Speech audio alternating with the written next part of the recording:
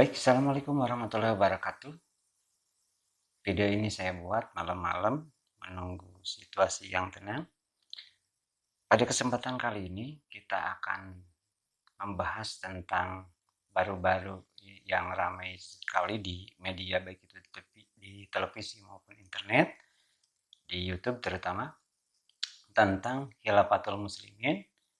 Beberapa minggu yang telah lalu mereka menolak pemerintahan Indonesia karena menurut dia adalah sebuah pemerintahan yang bukan berdasarkan ajaran Islam.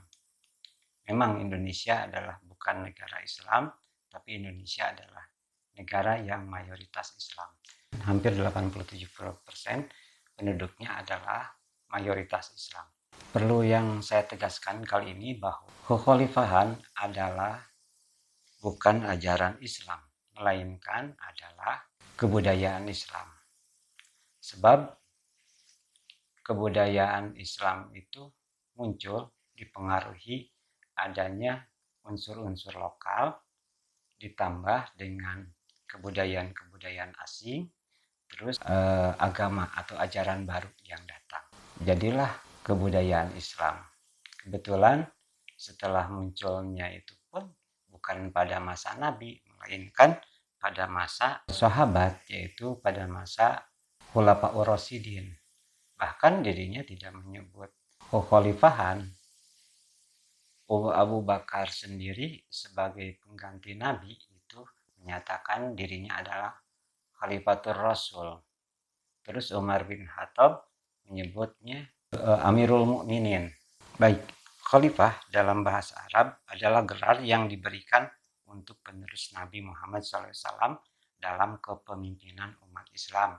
Bukan sebagai Nabi dan Rasul, melainkan masalah kewenangan mengurus masyarakat, termasuk umat Islam dan umat-umat yang lainnya, pemeluk-pemeluk agama yang lainnya, terus menyangkut masalah kewarganegaraan, menyangkut masalah sosial, menyangkut masalah hukum, dan lain sebagainya. Nah, gelar tersebut diberikan kepada yang memimpin umat Islam itu sendiri. Adapun yang menempel pada gelar khalifah itu ada seperti Amirul Mukminin.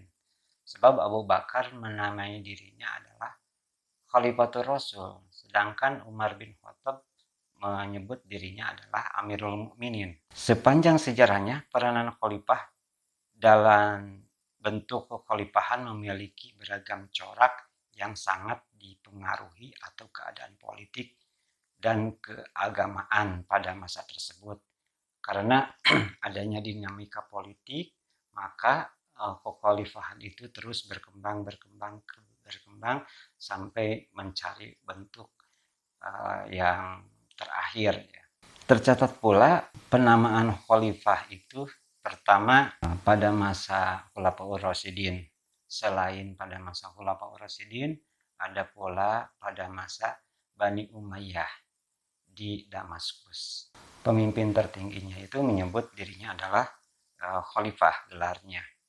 Ya seperti presiden atau raja atau maharaja kaisar. Nah, dalam Islam itu disebutnya khalifah. Terus juga selain Bani Umayyah juga dinasti Abbasiyah. Nah, dinasti Abbasiyah juga memberlakukan penamaan khalifah itu disematkan kepada pemimpin tertinggi dari dinasti Abbasiyah. Selain dinasti Abbasiyah dan dinasti Umayyah, pada masa dinasti Abbasiyah pula munculnya kekhalifahan di Andalusia. Setelah dinasti Umayyah itu jatuh ke tangan dinasti Abbasiyah, para penerusnya, keturunannya itu melarikan diri sampailah ke Spanyol atau ke Cordoba. Selanjutnya, perkembangan selanjutnya, mereka menamakan dirinya, pemimpin tertingginya adalah khalifah. Pada masa dinasti Abbasiyah juga berdiri pula khalifah dari dinasti Fatimiyah yang mengaku dirinya adalah keturunan dari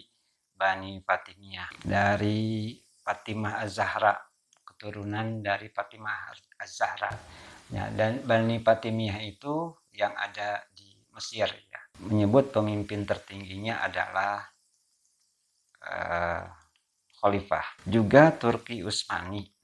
Nah, Turki Utsmani pada masa Sultan Selim I setelah mengalahkan Abbasiyah II di Mesir karena dinasti Abbasiyah runtuh oleh Mongol, para keturunannya itu melarikan diri ke Mesir dan mendirikan dinasti Abbasiyah II.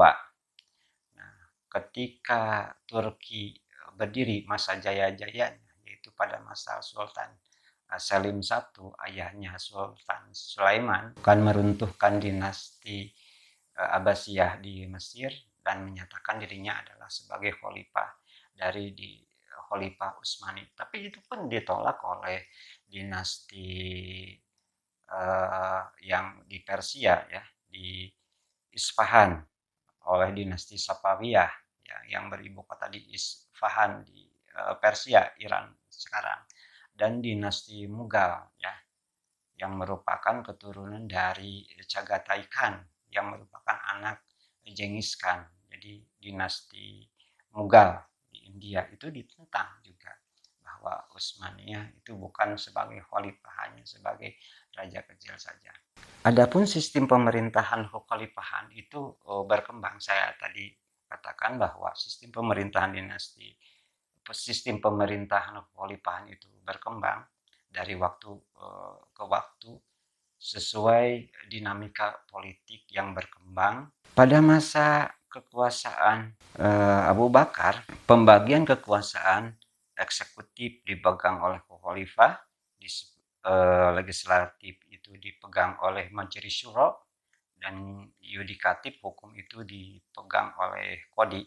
Begitupun pada masa Umar bin Khattab yang merupakan sistem pemerintahan modern Islam saat itu, karena Abu Bakar itu telah mengadopsi sistem pemerintahan di Persia. Lalu pada masa pemerintahan Umar bin Khattab, pemerintahan Islam dikenal sebagai peradaban pemerintahan Islam modern. Ada kekuasaan eksekutif, kekuasaan legislatif, dan yudikatif. Diperinci lagi lewat adanya undang-undang. Nah, ada aturan-aturan yang jelas atau adanya lahirnya undang-undang atau konon pada masa Utsman bin Affan. Lalu pada masa Utsman bin Affan tidak jauh berbeda seperti pada masa Umar bin Khattab. Hanya peningkatannya itu pembagian provinsi. Pada masa Ali bin Thalib itu mengutamakan Dewan Syuro daripada mengutamakan Ra'yu atau para ahli. Jadi lebih didengar para Ali bin Abi Thalib itu ketika memimpin itu lebih mengutamakan legislatifnya, yaitu MPR dan DPR-nya. Dengan terbunuhnya Ali bin Abi Thalib, lalu kemudian jatuh pemerintahan itu kepada dinasti Umayyah, Muawiyah bin Abi Sufyan itu sebagai khalifah pertama. Pada masa ini sistem pemerintahan adalah sistem monarki hereditaris. Jadi sistem kerajaan. Khalifah tapi kerajaan. Lalu berkembang ya, dia mengangkat Yazid bin Muawiyah sebagai putra mahkotanya, calon pengganti dia setelah mangkat atau setelah meninggal. Berkembang pula adanya wazir. Dalam sistem pemerintahan masa Khulafaur Rasyidin adanya diwan-diwan atau dewan-dewan yang mengurusi masalah keuangan, kemiliteran, administrasi, dan lain sebagainya. Nah, pada masa dinasti Umayyah, karena sudah berinteraksi dengan bangsa-bangsa lain di dunia, terutama setelah jatuhnya pemerintahan Persia, banyak cendekiawan yang masuk dalam jajaran pemerintahan Islam. Mungkin juga orang-orang Islam juga banyak terpengaruh dari aturan-aturan dan sistem pemerintahan Persia, nah dikenal adanya wazir. Nah, wazir atau koordinator kementerian. Nah, koordinator kementerian atau tangan kanan khalifah itu sendiri. Tidak mungkin khalifah mengatur semuanya oleh dia. Selain adanya diwan-diwan atau departemen-departemen, juga ada koordinator kementerian. Apalagi di Indonesia Menko-nya banyak ya. Menko Maritim dan Investasi, Menko Polhukam dan sebagainya. Nah itu ya banyaklah di Indonesia, bahkan ada 3 Menko ya. Wazir atau kementerian, koordinator kementerian, atau juga kalau itu ada wazir besar. Kalau wazir itu menteri, kalau wazir besar itu adalah perdana menteri. Mungkin yang perlu saya garis bawahi, ini menurut catatan sejarah, saya rangkum dari berbagai sumber.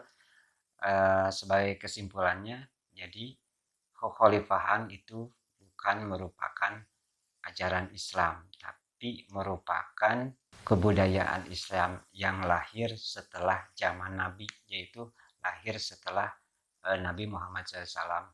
Walaupun bahasanya berbelit-belit, mudah-mudahan Anda semua bisa memahaminya.